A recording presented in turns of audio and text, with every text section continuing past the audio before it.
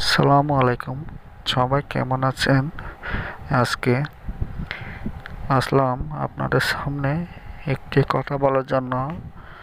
আসলে যারা করোনায় আক্রান্ত আছেন তাদেরকে বলতে চাই আমি, আপনারা এই যে গাছগুলো দেখেন, আসলে এই গাছগুলো হলো লেবু গাছ।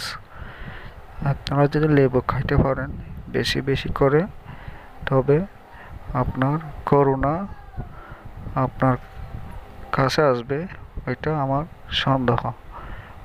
আপনারা লেবু খান বেশি বেশি, যত লেবু খাবেন এত আপনার উপকার হবে।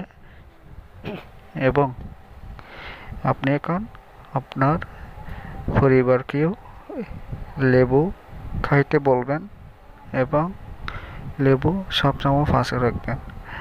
ধন্যবাদ। সবাইকে আদেশ মেনে চলবেন।